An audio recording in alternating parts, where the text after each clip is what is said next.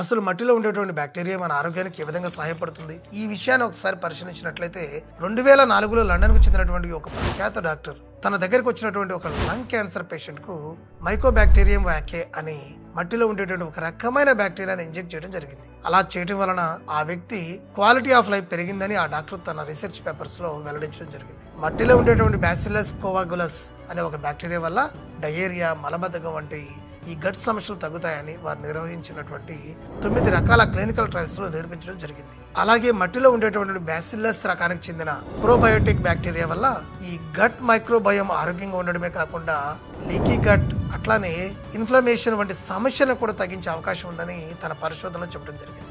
చివరగా నేను చెప్పొచ్చేది ఒకటే, మనం మట్టిలో నడవడం వల్ల కానీ అట్లానే మట్టితో కాసేపు ఆడుకోవడం వల్ల కానీ మన గట్ బ్యాక్టీరియా వైవిధ్యం పెరిగే అవకాశం అయితే ఉంటుంది. దీన్ని బట్టే మన గట్ ఆరోగ్యం ఆధారపడి ఉంటుందని మనం చెప్పుకోవచ్చు.